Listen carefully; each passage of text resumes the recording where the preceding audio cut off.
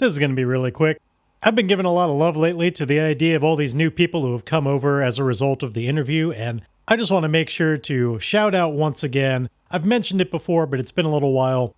Raul, man, you've been around forever, following this show, and consistently, every single time I upload on Discord, you are putting your emoji responses that characterize something that happened in the episode. It makes my day every time, and I just want to make sure, even though I've said it before, I see you and I appreciate you, and I want to make sure all these newcomers know about you as well. So, Raul, doing the Lord's work on making me feel seen over on the Discord. Let's get into the show.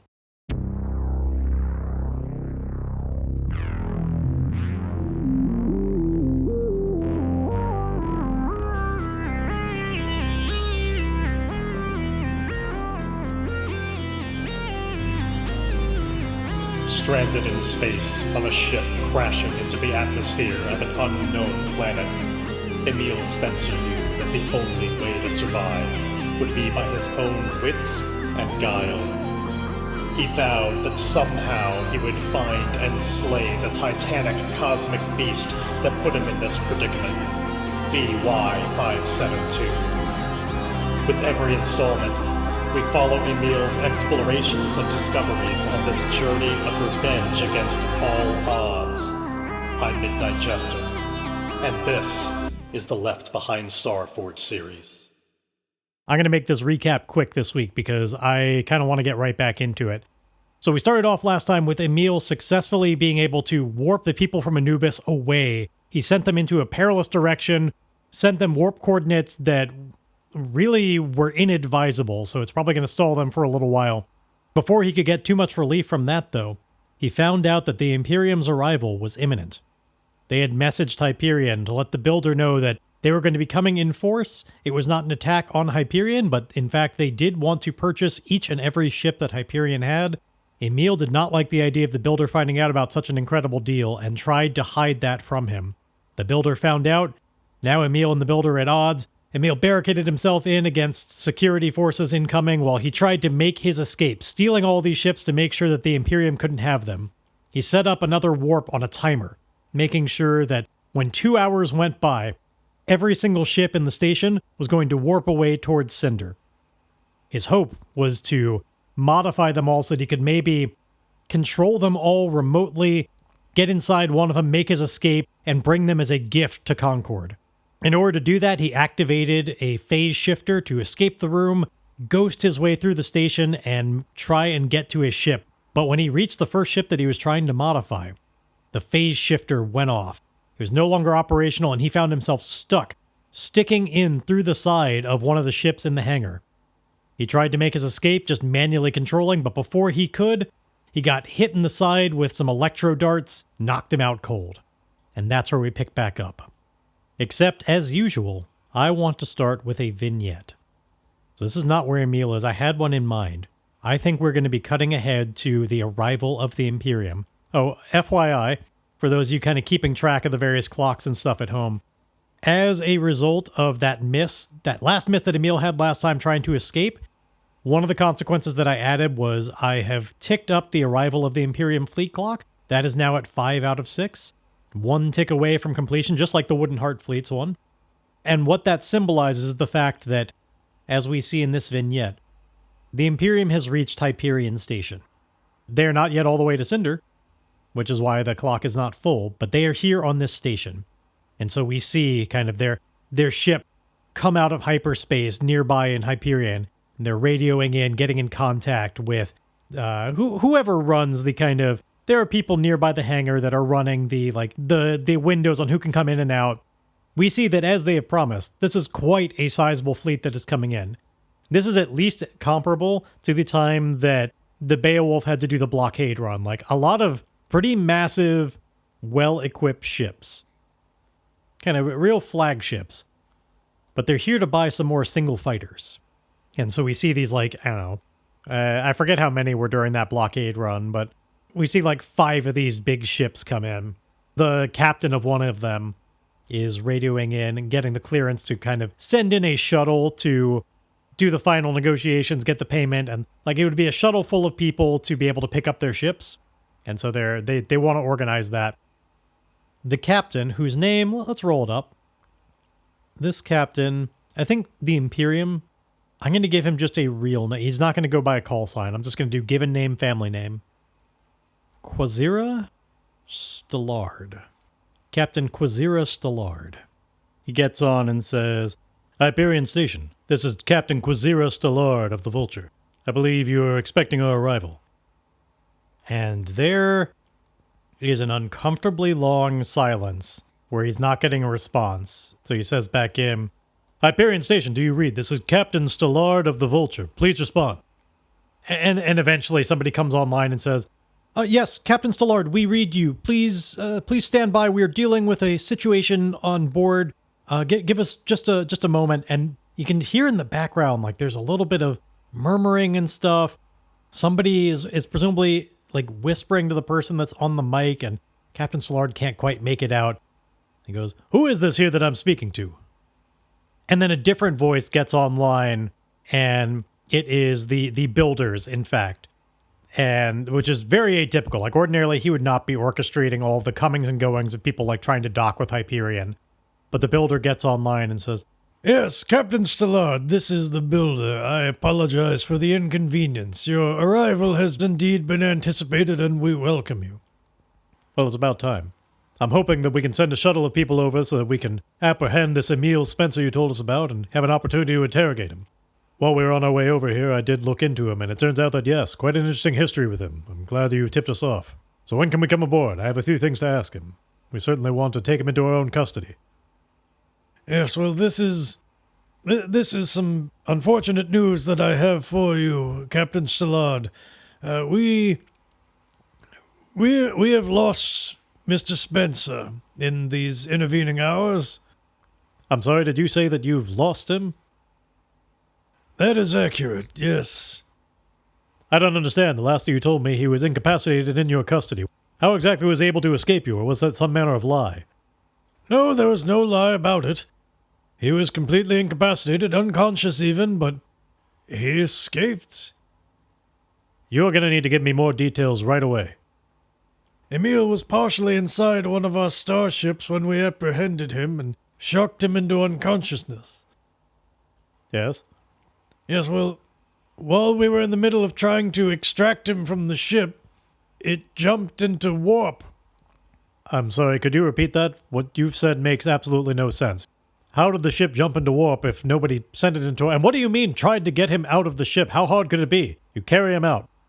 You see, the issue with that is that it was more complicated. He was wearing a phase shifter. He was partway through the solid matter of the ship when I suppose it got disrupted.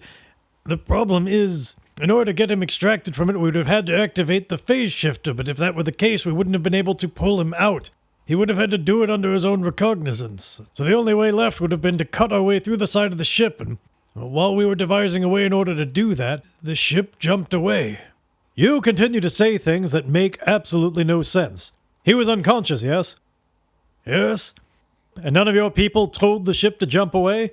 No, of course not. We were just trying to extract him. Then how did the ship exactly jump away? We are looking into that matter as we speak, but... well, I might as well give you the rest of the bad news. This was not the only ship that jumped away. And the captain just like, he realizes where this is going and skips ahead and just goes, how many jumped away? All of them, I'm afraid. All of them? Yes, every single ship that we had been intending to sell to the Imperium, they all jumped away. Let me get this straight. Are you telling me that Emile Spencer escaped your clutches with every single ship that we had been intending to purchase, all while entirely unconscious? And with that, we're going to fade back to Emile, because I did a fair amount of thinking about this. Between last session and this session, I was trying to figure out, like, okay, Emile goes unconscious. What is the situation going to be when he wakes up? And for a little while, I honestly thought that it'd be like, okay, I think he's going to wake up and the Imperium is interrogating him. But that's when I remembered. Emile set a timer. And I specifically said, it would send the ships away in 2 hours.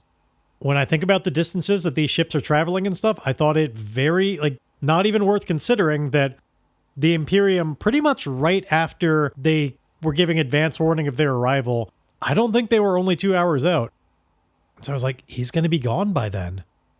And I don't think they'll even have had a chance to extract him from the ship. So that's when I realized Emile is going to wake up in a ship that's in hyperspace. And that's what we're doing now. So I'm going to take my +1 momentum. We're all the way back up at +9. We are maxed out on momentum, and we are probably going to need it because here's how I envision this going. Because I want this to have still been a failure. Emile was trying to escape, and he got a miss on that roll. So I didn't want to just give him the ability to just get away scot-free. So here's the difference. The reason this is still a miss and not a hit, while Emile does escape the situation, he was unconscious during it. Emile wakes up on a ship that is just going through subspace, and he has no idea how long it's been. In theory, he was going on a direction that would send him towards Cinder. However, because this has been an indeterminate amount of time, he's just been running and running through there, I am going to say that when he emerges, when he comes out of this jump, he is going to be completely lost in space, somewhere we have no idea where he is. It's in utterly uncharted territory, and so as a result, in order to get back to Cinder, which would certainly be his endeavor, this is going to be an expedition, and I'm going to make it a formidable one. So let's set that up. So Emile, he wakes up, and again, he's in this awkward position where still he can't really move all that well because half his body is sticking out. His legs feel bitingly cold. I mean, they're just sticking out in space. It may not be as bad as we might imagine because these ships do have shields, and so maybe some amount of his legs are being protected by just the shield kind of working around him. We'll go with that just so that it's not too incredibly crippling. But it still feels cold. It's awful out there. He's doing his best to see the computer readout of the ship because, again, his personal one he doesn't have access to. It's sticking out outside. So he's looking at the ship's monitor and he sees all these warnings and dangers and stuff about how the battery is critical because he's been running this for so long. And so he's like, oh, fuck.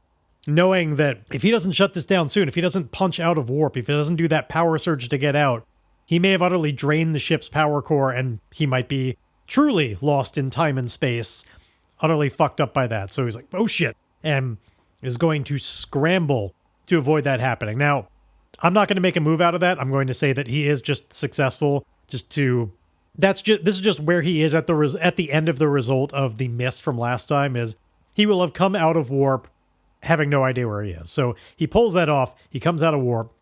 He's going to try and do scans and stuff to determine where am I? And very quickly determines it's really not clear. At least preliminary data suggests he's just in the middle of nowhere. He thankfully came out in a place where he's not in an immediate danger that we know of, but nor does he immediately know how to get home. So let's undertake this expedition as he knows time is of the essence. He's got to get back to at least radio distance to warn Cinder, do something. I think I'm going to say, just for kind of narrative sake here, that one of the benefits of these smaller ships is that they can jump more often. So they may be just faster overall than sending these big capital ships that really need to recharge after they do their jump. So it takes a while to move the giant gunships there. So there's a chance Emile still might beat them back, is what I'm saying. But it's going to be tricky. I don't know. Their arrival may come when Emile is still on his way back. So let's do this. We are going to call this the Finding a Way Back to Cinder. This is a formidable journey. Let's see. I do think though, God, here's the problem. So we're moving at speed, we're keeping under the radar, or we're staying vigilant. Now, Emile knows he needs to move quickly, which suggests that we're moving at speed, but also he doesn't know where he is, and it doesn't help to move quickly if you're moving in the wrong direction. So I think for this first roll anyway, I think he is going to stay vigilant and use wits to really take his time doing the best, parsing the data before he chooses a direction. because he's looking for useful landmarks and stellar objects, anything that he can do to figure out where he is, or even just like what direction, like is he heading towards the terminus? Is he heading towards the expanse? Like anything like that. So we're going to start with wits just to get him kind of like oriented in the right direction. So here we are. Just a straight plus wits roll. We've got our full momentum and we get... Okay, we start off with a very comfortable strong hit. I got a 9 total and I rolled against a 2 and a 1. So he's able to get his bearings on this. And importantly, even if I had done edge, clearly it would have been the same result. So we reach our waypoint. Envision location and mark progress for the rank of the expedition. So we will get our first box of progress on this. Ba-boop. And we need to find out what this place is. And if Emile is lucky, it'll maybe be a place where he can actually like get himself extracted from this ship. Like somewhere, what he needs right now, he's hoping to find any place that is just like populated. But I mean, I don't think beggars can be choosers. He needs other people that can help him extract himself. But as for specifically where he finds himself, we're going to do this like completely randomly.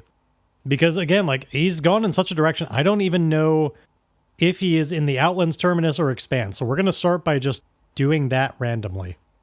I'm just going to roll a D3 here, and it's going to go terminus, Outlands, expanse. So D3, and we got... Okay, we rolled a 2, so we are still in the Outlands. That's probably for the best. We didn't wind up in the like deep space where we know the fucked up shit happened. So that's good. We're in the Outlands. And I'm going to do a space sighting for the Outlands. What do we have here? Tells me to roll descriptor and focus. So that's what we're going to do. All right. We have inaccessible storm. Well, that sounds familiar. That sounds like that time that we were in that awful electrical nebula thing. And considering we got a lot to do this time, a lot of places to go, why don't we just... Let's not spend too much time trying to think of the exact perfect thing for that. That sounds pretty good. Same sort of thing. We have an utter just electrical storm that we've seen. Now, we don't have to go through it to our knowledge. This is where we are. I think basically there may be something inside that's tantalizing that, like, if we go and explore the waypoint, it would involve going inside that storm. And maybe there's something that's worth it inside to do it. Maybe we see, like, maybe there could be a ship in there or something. I like the idea that Emile thinks he sees, because again, he's in such a bad position to actually see things well, but he thinks he reads that there is there seems to be something the size of a ship inside the storm there. And maybe it's somebody just trying to hide out, which suggests that they may be also against the Imperium. So like that's a good sign. There may be nobody alive on that ship anymore, though. Like, they're running dark. He's not really clear on that. Like, they're not doing a lot. He can just kind of... They're running dark. He's just getting kind of a glimpse of it in, like, the silhouette as, like, the electrical storm goes off. He kind of sees in the, like, a silhouette of a ship sort of thing in the clouds based on this, like, what he pulls up on the viewfinder from here. So he thinks there's a ship, but it's running dark. And in order to find out for certain, well, he could try radioing it and see if he gets any kind of response. But if they're indeed running dark like this, they're not going to receive any kind of radio. So he has to determine, is this worth trying to see if there's anybody there who can help him? Because I do think he is in some pretty dire straits here. Like, being stuck halfway through this ship is really going to be an impediment. So is it worth going in there?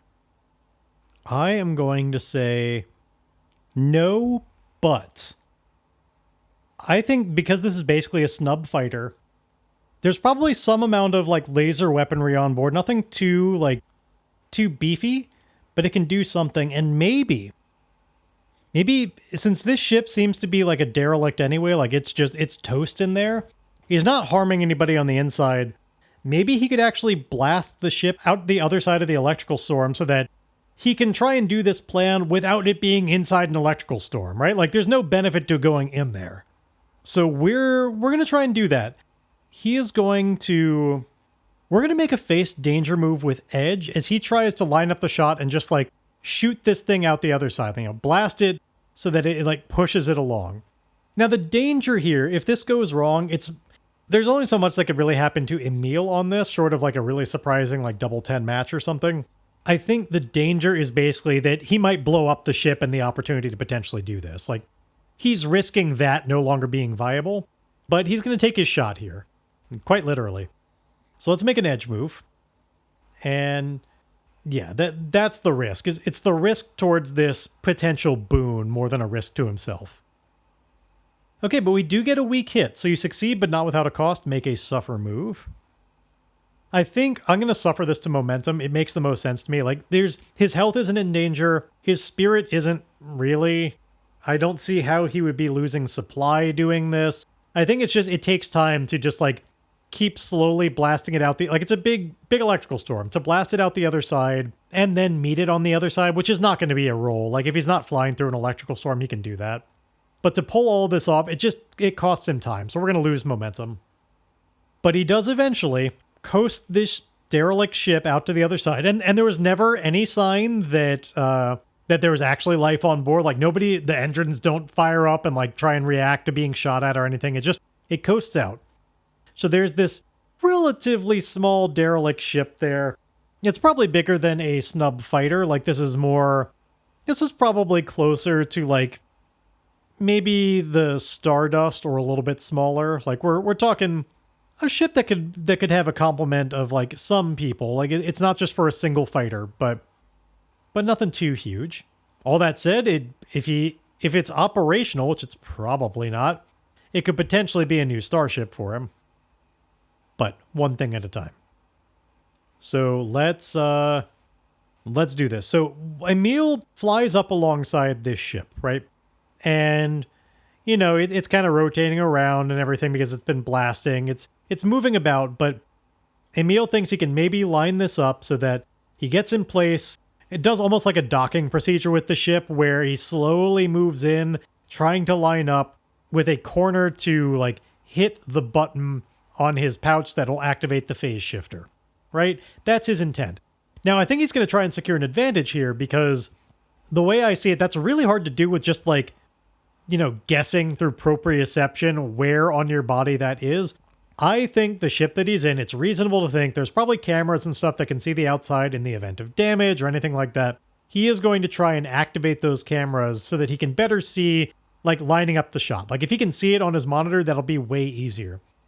However, I am not going to be so nice to myself as to say, oh, you can do that with wits because you're just being observational. No.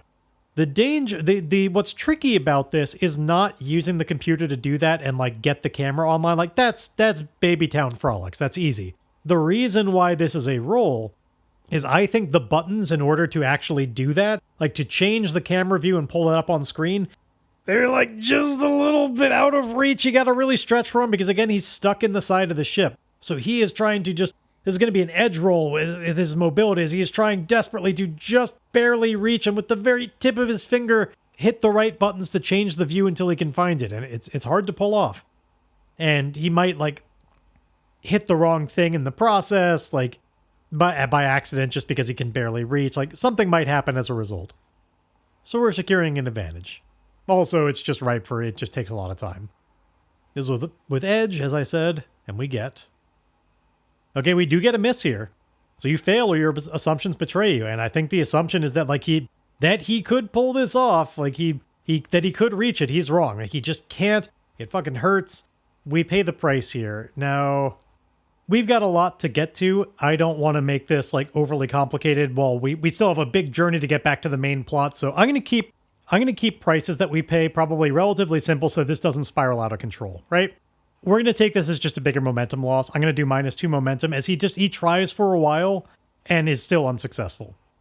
So I'm losing 2 momentum. We're all the way down to a -1. And I hate being negative on momentum, but there we are.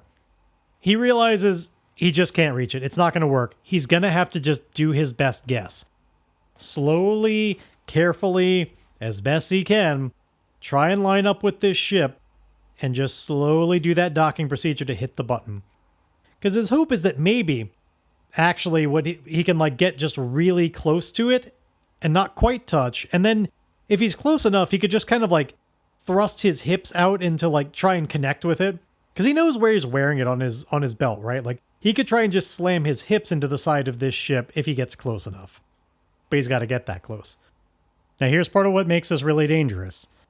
The reason why last time that he got stuck halfway through this ship is that the shields of the ship itself interfered with the phase shifter. They're what fucked it up. So in order to actually make this work, to try and activate it, he is going to have to turn off the shields of the ship. Which I'm not going to make him roll to do that. That's just a choice. It just dictates the potential for paying the price. He turns off the shields. He does his very best to get himself as close as possible from just everything that he can just barely see. And then is hopefully we'll be able to have the opportunity to slam his hips into it and activate the phase shifter. So let's face danger with edge to see how well he pulls all of that off. Terribly, actually. We get a miss. You fail, or a momentary success is undermined by a dire turn of events. Here's how I'm going to adjudicate this. Emile does indeed successfully kind of smash a thing on his hip right up against the ship. Unfortunately for him, it's the wrong thing. He utterly breaks his computer, his hip computer AR system that he can't use right now anyway, but now it would have to be repaired before he's able to, because he just smashes that in. It's all kinds of broken. As for a moment he thinks like, yep, I connected it. Wait, nothing happened. And then it dawns on him, oh shit. So that's completely offline now. It's got to be repaired before he could try again. But the good news is his body is now kind of right up against the ship, and maybe he can just wiggle around, shake his hips, and find the right device and get the button pressed. Because it's not like a tiny, but it's supposed to be something you could just easily slam down on, so he may be able to find it decently. But this time he's definitely not flying the ship to do it. He is just moving his own body. So let's do another face danger with edge and see if he gets better luck. All right, it's at least a little bit better luck. We got a weak hit this time, which is all we needed. We are able to get some success out of this. He will activate the phase shifter, but not without a cost. Make a suffer move -1. So he's only moving his hips this time. I feel like there's not a lot that he's really risking, so this is probably just another momentum loss. We go down to -2. It takes him some time to pull it off, but he eventually does activate the phase shifter. The shields are down. He is able to phase himself into the ship that he's in. Now, I guess it's his choice whether he would want to go into, like, does he want to go into his own ship or in through the other one? I think because he doesn't know whether or not that ship is intact or has any oxygen or anything, I think he's going to go into the one that he knows is at least flyable and okay. So he activates it. His molecules are all vibrating, and he's able to swim his way through the rest of the way into this ship, and then quickly deactivates it so he doesn't come out through the other side. And because it hurts. And he's sitting there in his seat, getting a breather, just, oh, fuck. But at least now he can actually access all the things. And he looks down and he sees his broken computer and all these problems that he's got ahead of him. And it's just like, this is going to be a lot to take care of. But for the moment, he's relatively safe. And I think, indeed, because he is relatively safe, and we don't know where we're going to show up next time, I think he's going to use this opportunity to try and repair the computer. Because he is so tech-based, that can pay off down the line in so many ways. He uses it all the time. So he's sitting there inside the cockpit. He probably doesn't have a lot in the way of tools, but now that he can move around freely, like there's probably some rudimentary repair systems and stuff, like things that he could utilize inside the ship to try and tweak electronics and fix the housing, see what he can do. He's going to try and repair in the field here. Now we are a gearhead, which means that we get a +1 to repair equipment or technology, and we get 1 momentum on a hit. So let's do that. We're going to make the repair move. So we're definitely using our wits, not our supply, because we are making our own repairs. So wits with a +1. We get a weak hit. Now that does mean we'll at least get the 1 momentum for getting a hit. So we gain repair points as appropriate to the table. We are in the field, which means we get 1 repair point. That's it. Now we can sacrifice resources in exchange for additional points, but we don't even have any supply right now. So we'd just be feeding straight into our momentum, that's bad news. I don't want to be doing that. Our momentum's bad enough as it is. So what can we do for 1 point? Nothing of value. In order to repair this computer, it's going to take 3. The only thing we could do with 1 point is take +1 integrity on a vehicle, but this one isn't damaged yet. Yeah, we don't have anything we can do with it, so we take our time here. We gain a little bit of momentum for doing it, maybe as a result of, like, I think what that represents is that we learn a little bit about what the problem is. But I think the issue at hand is that the fixes are like, they require too fine of tools that we don't have available right now. You know, Emile doesn't have all of his best gear. Most of it is back on Cinder. He's just using kind of like stuff that's available inside the ship, which is, it's meant to repair a ship. You know, it's not meant to repair tiny electronics. So he determines he can't really do anything. So yeah, we'll move on from that. It's just it's too tricky. But importantly, he is no longer stuck midway between the ship. Now the question is, again, does he want to use this opportunity? Like, maybe there's useful gear and stuff. He could get some supply. There's this derelict ship here, and he's a scavenger. He should probably use this opportunity to see what he might be able to find. The problem is, he doesn't have a spacesuit on him. And he doesn't have Fern to do any kind of weird trickery with that. So he's going to have to just, like, look for it. Like, he may be able to do this if he can dock with the ship or something. Because it's not a full station or anything. I guess he could, in theory, he could use his phase shifter to do it, but that would be dangerous. Like, it's possible, but definitely dangerous. And without being fully docked to the ship, like, they might drift apart and it might be hard to get back to his regular one. Like, there's a lot of dangers inherent with it. So here's what I think we're going to do to represent that. We are going to secure an advantage. As we fly around the outside of this ship, now feeling so free as a bird and the ability to do this all with, like, both of our hands sitting in a seat, we are going to fly around the outside of the ship, give it a quick survey, and find out, like, does it look intact? Does it have a docking site or anything like that? Do we have a quick way to actually get in there without being exposed to the vacuum of space? Which, you know what? The more I say that, the more that sounds like I'm kind of gathering information here. We're gathering information about the ship rather than securing an advantage. So we fly around, we survey it, we are going to roll our wits, and we get, a weak hit. So we learn something, it complicates our quest, then we take 1 momentum. I think the thing that we learn is that the ship is intact, however, there is no official plate. Like, it's too small of a ship to have a docking port. So what we learn is that if we want to get inside, we'll indeed have to do what I was talking about, where we'd have to just, like, phase shift our way through and hope that the ship stay, like, that we could get back. But at the very least, we see no signs to indicate that the ship might still be fine inside. It might have breathable air, though we don't really know. Like, it may have run out of it. You know, for the sake of this being a weak hit, I'm going to say we find something that indicates, like, there would be breathable air inside. Like, maybe we do some analysis on, we can scan some systems since we're right up close and find out, like, oh yeah, like, it actually does still have functioning life support.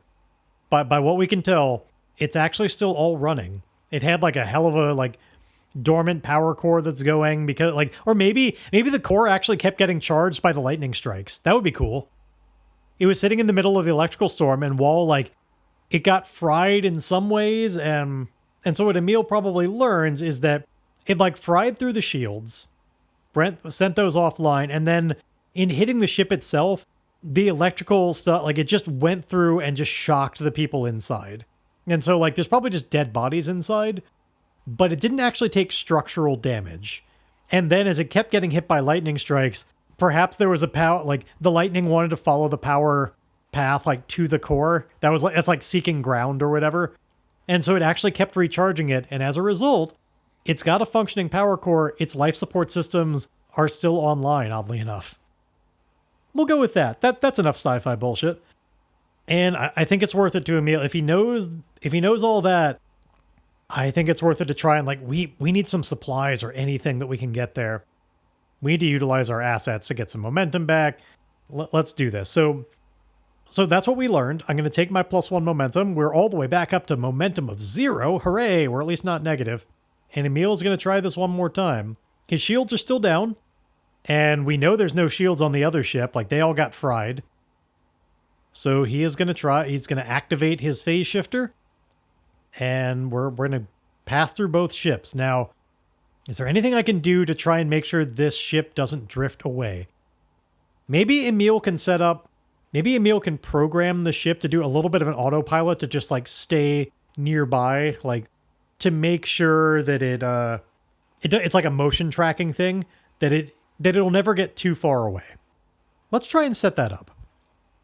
We're creating a computer program to perform a specific complex function, which is using the ship's cameras in order to do motion tracking so that it like pairs in with the ship's engine so that no matter what, even though they're not docked, his little ship will not get too far away from this derelict one.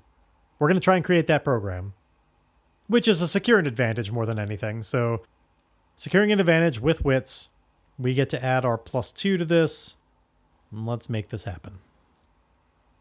Okay, really good strong hit. I did not need that +2 or anything. This blew it out of the water. So we succeed. We take 2 momentum, which is great. We need to earn that back. We get a +1 on our next move, which is also good. And when we use this program to fulfill its purpose, we can re-roll any dice. So I guess here's how I'm going to do that, because I don't think Emile should know in advance how well this worked. He sets it up to work, and what I'm going to do is when it comes time to go back to the ship, that's when we're going to roll face danger to see how well did the program work. That makes the most sense to me as like a way to just, we'll see what happens when we get there. Emile wouldn't know. He knows that he made the program, and maybe it'll work, maybe it doesn't, and he phase shifts and he goes through to the other ship. I'm not going to roll for the mobility to get through both ships right now because they are right next to each other at the moment. If they got separated, that would be a mobility roll. But at the moment, it's just passing through like 2 walls. It's fine. No need to make a roll for that. Now, this is so far removed from the main plot of what we're trying to get to. I am not going to make this a full exploring a derelict. Like, he's not looking all over, going room by room, figuring out what's going on here. That's not what's happening now. I am just going to do this in one roll as Emile goes around and tries to scavenge everything he can to the best he can he's just resupplying. You know, there's a ship here. It's probably got some stuff. He does the best he can to bring his supply up, just scavenging the ship. And because we have the scavenger asset, we get a +1 on this, and we take +1 momentum on a hit. And I suppose we did our secure an advantage, so we actually have a +1 on this in addition to that. So we get to have a +2. I'm not entirely sure how our program is helping us with this, but that's how the mechanics work right now. So let's resupply with a +2. This is a wits move because we're scavenging. Oh yeah. Now the challenge dice are being nice and low for me. So it's another strong hit. So we are unprepared, so we get to clear the impact, and we take +1 supply. So we get a little bit in there. It's just enough to just like, we get some more food, we get some more just like basic tools and resources, things to adapt a little bit. I suppose we could do that, or we could get a specific item, but that's not what I'm looking for. We also get the +1 momentum because we were a scavenger, so we've made our way back up to +3. And I think that's all we're able to find here. I'm not going to allow myself to make yet another roll to also feel like I want to find a spacesuit or anything like that. Like, we got to get rolling. This ship was probably relatively low on supplies itself, and it sucks in here. There's dead bodies and shit. Like, he doesn't want to hang around too much. The only question is, at the same time though, this is a ship, and Emile does need to secure ships in order to like have this fight be ready. And in addition, like, he'd like to have a starship again. So while I'm not going to allow him to just scavenge all over again, we might be able to find out whether or not this ship is operational. We know its shields aren't. Those are fried. And so it's like a dangerous ship that needs repairs, but like, if it's flyable, he might be able to do the thing where like, he might be able to remote pilot this and just kind of send them both, like bring both ships, which would be fantastic. So I think what I'm going to do next, actually, is we're going to gather information as Emile needs to familiarize himself with the inside of this ship. Like, what does it have available? Does it have weaponry of use? And importantly, is it flyable? Let's see. So we're going to do just a regular wits roll. And this time we get... Okay, that's a weak hit. So again, we're going to learn something, but it's complicated. And then we take 1 momentum. I think what we learn is that this ship... I think what we learned is that this ship is flyable. However, there aren't any weapon systems on board. Like, that's not what this ship was about. It would be a starship, and he is in need of one, especially if he wants to be able to just, like, get the fuck out of there when it comes to Cinder. This would be a starship. Nothing of note when it comes to weapon systems. But to make it slightly better, what he does also learn is, of course, like, it doesn't have a vehicle bay. Like, this is basically, it has no modules. It is just this is a civilian ship that's been very, like, it's the bare minimum. There are no modules on it. There's no vehicle bay, but there is enough room that, like, since he's on the inside, he could open up one of the doors to, like, he could potentially fly the snub fighter in here and then just fly this thing. Like, it could all come together. And I think that's what he's going to try and do. Yeah, this is not a great fighting ship, but he needs a ship. I think in order to make it also properly bad again, like, it's always that's good, that's bad with this. Like, the ship is flyable, but it doesn't have any weapon systems, and it doesn't have any assets, but it could fit the snub fighter inside, but the shields are down, and I think it has been pretty heavily damaged. Like, the integrity of this ship, I'm going to say this would be like a 2. Like, it's not teetering on the edge, but it's not great. It's definitely taken some hits from all that lightning damage. But I think this is a pretty sweet deal. So, yeah, let's... Emile finds this out, and he tries to ignore the dead bodies and not think about them as he just...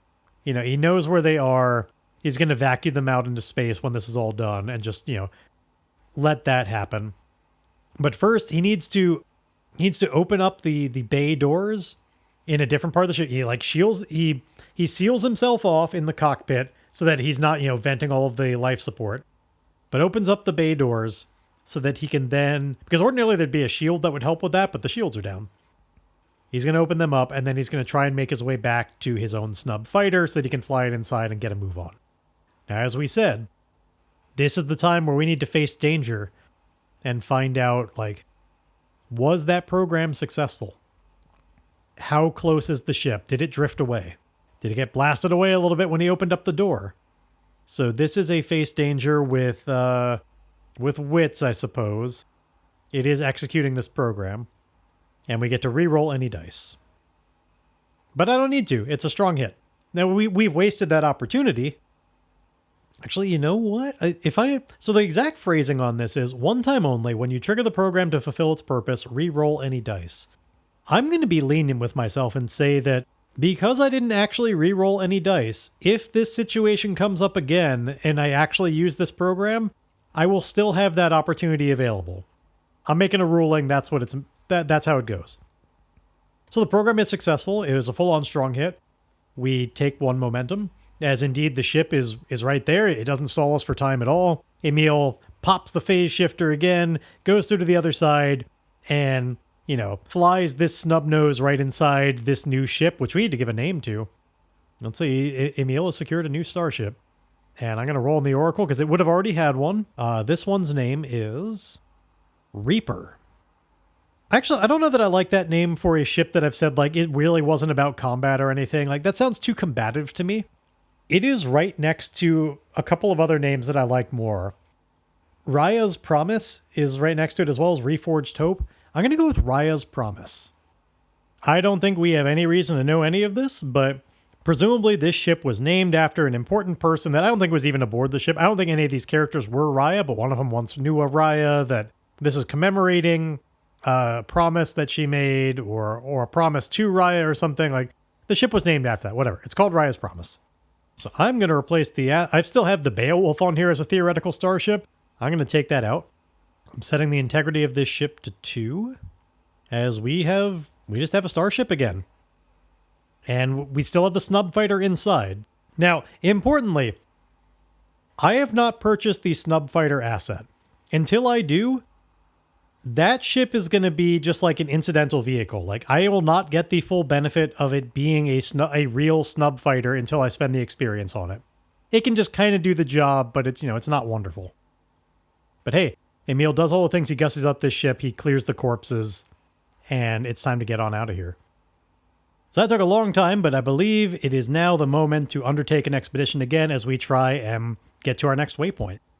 So now, we spent all this time here. Now we do need to move at edge. We know which direction we're heading. We need to move at speed is what I meant, with edge. Let's do this. Flying as quickly as he can with this starship to try and get back to Cinder in time. We get a weak hit. So we reach our waypoint, but this progress costs us. Vision location and mark progress for the rank of the expedition, but choose one. Suffer costs en route, a -2 suffer move or 2 -1s, or we face a peril. Again, I don't want every last waypoint to be a big thing here. Like, we spent a lot of time on that last one, so I think I'm just going to do the suffer costs en route. And I'm just going to lose the momentum we've been working towards. -2. We lose that directly because we are far out. Like, even though we're moving at speed, there's just so long to go. We really got ourselves lost, and I don't think we're even necessarily doing a direct, like, straight line. Like, every time we get to a waypoint, we're kind of overshooting in different angles and stuff and kind of recalculating, like, oh wait, no, it's more over that way. Like, we're really searching around to make our way back. And so by the time if we ever get there, I am not going to consider this that we have a charted path to get there, because we have no idea where the fuck we were. We are going to maybe make it back, but we will not have a course just ready for us to follow again, because this one is all kinds of fucked up. But we do find a waypoint. So we're up to 2 out of 10 progress on finding a way back to Cinder. And for the same reason that I didn't make a peril here, I'm not going to bother exploring this waypoint or anything. I'm just going to try and keep undertaking this expedition.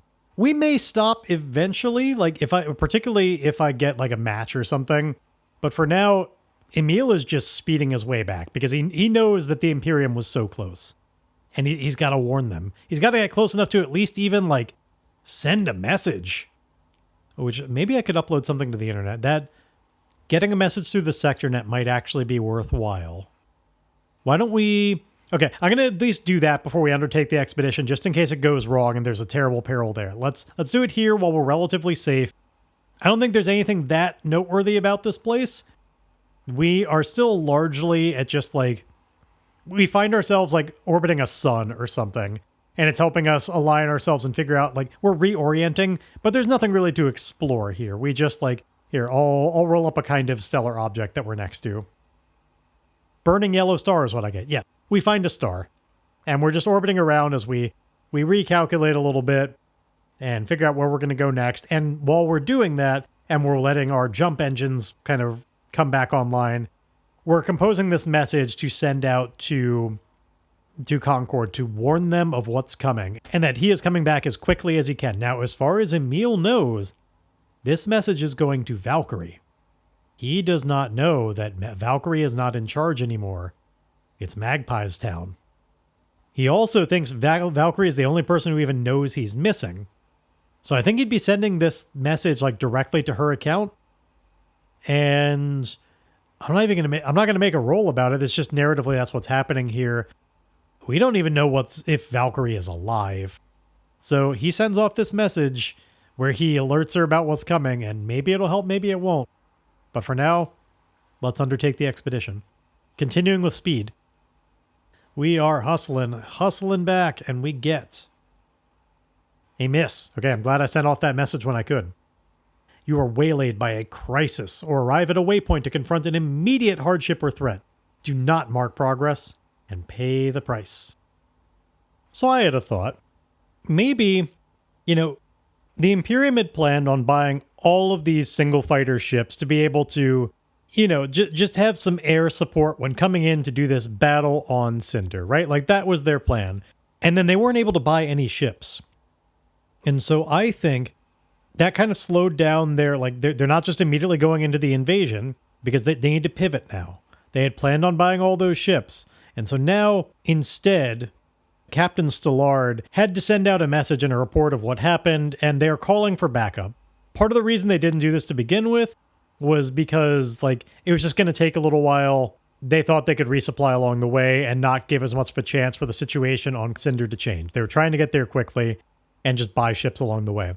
Now they have to go with plan B, which is there's another fleet of ships that could make their way towards Cinder that have more of the types of just single fighters that they're looking for. Kind of a carrier crew. This is like one battleship that has just like a bunch of that actually has a hangar like full of these single fighters. This is just a transport ship generally, and they're waiting for it to come, but it's on its way towards Cinder as well. And I think it could be interesting if they're coming from a completely different direction. Maybe Emile runs into them on their way to Cinder, right? So he comes out of warp, and there is an Imperium ship, a giant transport ship that is right there. And Emile realizes like, oh shit. So this time around, I'm just going to make that, it's just going to be a narrative price like that, because one of the things Emile has on his side right now is he did change ships. He's not in the one that just escaped from Hyperion. He is inside Raya's Promise, a completely unknown ship that has nothing to do with this conflict as far as they know. He's just some arbitrary ship. They wouldn't just like open fire on him or anything. They don't know that's Emile. But I want to properly represent that like this is immediate danger. So here's what I'm thinking. I think that ship, which I'm going to roll up a name for him, and it is the Vulture. We're going to say that the Vulture, this is a secret mission. Like there's no official charts or logs saying that they're going to be a ship in this area. And so when Emile jumps to these coordinates, he's expecting it to be free open space. It's like, it's a good place to come out, and it's not. And so he like pulls up really close and desperately at the last moment has to like try as best as he can to not run into the ship. That is just like, it's not supposed to be there, but it is. And I don't think he's successful because this was a miss. I think he like mostly kills the momentum and he doesn't crash too hard, particularly considering his shields, but he is going to take some damage to his ship, and more importantly is the narrative consequence that, like, they're going to feel a bump, like that something collided with them, and are going to be on the lookout for, like, what just happened there? And Emile, knowing this is an Imperium ship, and knowing the situation he's in with the Imperium right now, he does not want to be spotted. And now the wheels in my head are turning about some other ideas that are possible, because let's think about this. Emile is savvy enough to recognize like the class of ship this is. As a carrier, it's got all kinds of single fighters inside. He certainly doesn't want to be dealing with them. Like if they release the hounds, like he's screwed. Like that could be, they could really overtake him and have the same kind of agility to be able to strike his ship. Like this could be a real problem. But also, if Emile is able to do a stealth operation here, if somehow he can like sneak his way aboard the ship, really ghost his way through and take over or something, that's a carrier full of ships, and he has been looking to arm the Vault Hunters.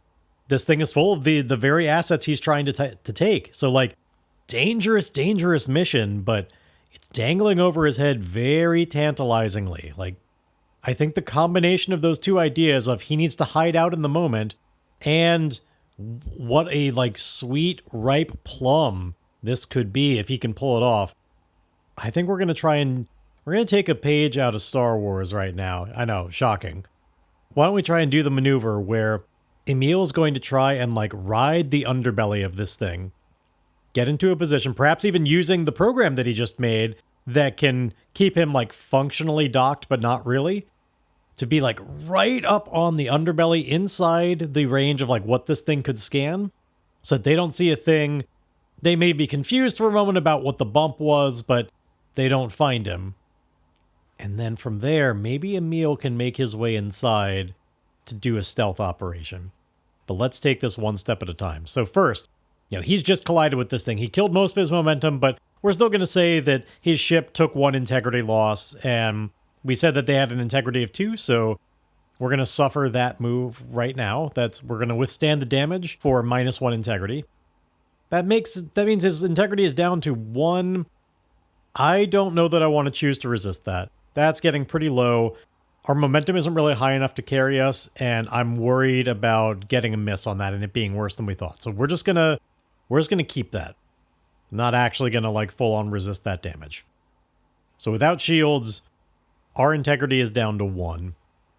And so now Emile, knowing that they're going to be looking for him, is going to try and pull off this thing that I was just talking about.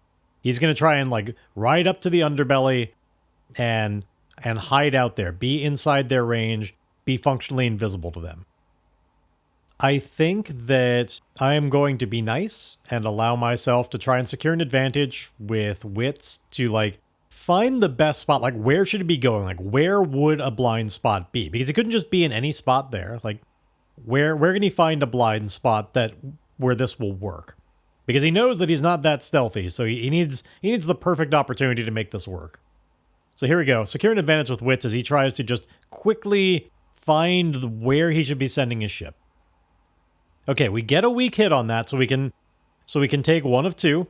We can either get the momentum or the +1 on the next move. The momentum would only put us up to +4 right now, and like, I really need that +1 on my shadow. My shadow is only 1. Let's just take the +1. It makes narrative sense. This is setting us up. We find an area that, like, I think the reason why we don't get both is we see the right thing, but it's a bit of a journey to get there. Like, he'd have to... It's not as immediately close as he would like, but it would be so perfectly a blind spot for him that he thinks it's worth it to go for it. So, we have a +1 on this. We're going to face danger now with shadow and try to just hide out, be able to ride the underbelly of this thing, and have them be confused, but no longer looking for him. Shadow with a +1, we get... Okay, it's another weak hit, which is fine. We succeed, but not without a cost. Make a suffer move. I'm going to take this one to Spirit, actually. I think that it's a really close call. Emile maybe has this set up where he's intercepting radio chatter, and he's hearing a little bit of what they're talking about, right? And, like, here's the confusion. Here's the them like sure that there's a ship and looking out, and they're talking about potentially like whether or not it's worth launching the fighters to go and like just investigate and look for what that was, because like we're not pulling anything up. And so he's sitting there in his blind spot knowing they're not seeing him, but they're considering whether or not they should be like taking a look on the outside. And so realizing that, his spirit takes a bit of a hit as he's like, oh shit, they might come out and just like visibly find me. So spirit is now at a 1, which means that we could endure stress here. We could try and shake it off with either spirit or heart. Our heart is slightly higher. Heart is 2. I'd really like to not actually lose that spirit. Let's see. I'm gonna go for it. Let's try it. I'm gonna try and endure that stress with our heart. Let's see what happens. Okay, we get a weak hit. This has been a session full of weak hits, and I mean that's kind of how it goes. So we have the usual deal. If I want to keep that spirit, I gotta lose 1 momentum, and I think it's probably worth it. Let's move our spirit back to 2. Our momentum is down to +1 now, which is not ideal, but maybe I'll get an opportunity here to work on that soon. So Emile is sitting there, intercepting the radio chatter. He's, shutting down all the systems to try and not be spotted in any particular way. He's sitting there on the belly, currently not spotted, but wondering how long that's going to be the case. And he kind of looks up above and thinks like, yeah, the being on the inside of this ship may well be the safest place for him right now, because as soon as he lets go of this thing, they're going to have a lot of questions, like where did that ship come from, and they might start putting some pieces together. So Emile doesn't want to get out of here until he is taking control of this situation. And so in order to do that, I think first he's going to set up that very protocol, the program that he made to try and just like stay functionally docked to this ship by just the motion tracker program. So again, since we did not use this last time, like we did not use our reroll last time, we still have the opportunity to reroll any dice if this goes wrong. So this time, I know last time I was like, we'll roll it once he's coming on back out to find out how well it worked. But this thing is more actively moving. I think he'd have a better sense of whether or not it's working right now. So I'm just going to actually roll that face danger now to be like, can he more or less be functionally docked with this thing, bearing in mind that he has the ability to pass through solid matter, which, like, otherwise this wouldn't really be a very helpful dock. But because of his cool device here, which, man, so glad that I found that thing, I'm gonna have to do audit to, like, kind of make some proper rules on it. Oh, actually, that does remind me. This ship does have functional shields. The reason this worked so well last time was because he was able to pass through a ship that didn't have shields online. He couldn't do that with the Vulture. If he tries to pass through this again, he's going to get stuck. All the same, it's still probably the right call to just, like, go for it and stay kind of docked with it at the moment. So we're going to pull that off. This is a face danger with our wits, where we have the ability to reroll any dice. And I'm going to reroll every single one of the dice, because I rolled a 1 on the action die and a 6 and a 7 on the challenge dice. Each of those, the 1 can only possibly get better or stay the same. The 6 and the 7, they could get worse, but odds are better that they'll get better. Let's just entirely reroll that. Shall we? Like, it's a miss. The only thing that could be worse is if it's a miss with a match. Yes, very much worth it. It turned into a strong hit instead. So that's why we use the program. We're successful. We take +1 momentum, which is good because we just had to give that up. So Emile is just riding the underbelly of this thing and realizing, like, his plan on getting through. Like, he realizes that problem of, like, the shield situation. So he can't just pass through the side of this ship in order to take it over. And he's taking this opportunity to mull over, like, is that even the best call right now? Like, that's going to be a really dangerous mission. It could pay off really well, but again, that's a stealth operation and not what he does best. And so as he considers all these things of whether or not he has a way to get inside and whether or not it's worth it, he realizes these are all questions for next time. With that done, this is now 52 weeks of this show being on air. That's right. We have just finished out 1 full year of releasing episodes of this show. I am so happy with where it's been going so far. However, as a bit of a birthday present to the show, I'm going to make a bit of a change right here, right now. It's a bookkeeping change.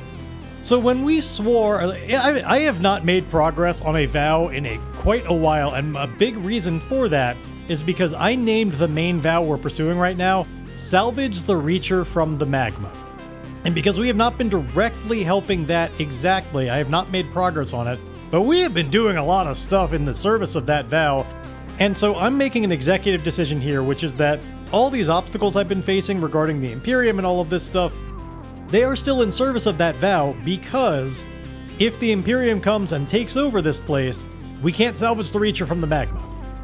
So everything I do to try and give us a fighting chance is still making progress on that vow. So as a result, I am going to go back and give myself some retroactive progress for a few moments here. The first is going to be pushing back on the people from Anubis being able to, like they were right there on Hyperion and Emile shunted them away. That's buying them time to salvage the Reacher from the Magma, so I'm going to claim that was a milestone. That puts me up to 3 full boxes. And then similarly, I am going to give myself a mark of progress for the fact that Emile now does at least have a secured 1 snub fighter inside of a working ship, which is more air support than they had, which was 0 before.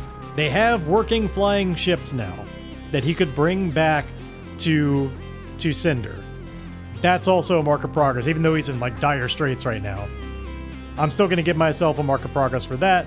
So we're up to 3.5 boxes on salvaging the Reacher from the Magma, because in that very out there way, those are related. So anyway, a little bit of bookkeeping update for myself as a birthday present for making it a year. I'm going to be that level of lenient. And I think it's fair enough. Let me know if you disagree. starforgepod@gmail.com. But speaking of starforgepod@gmail.com, it is time to do the prompts.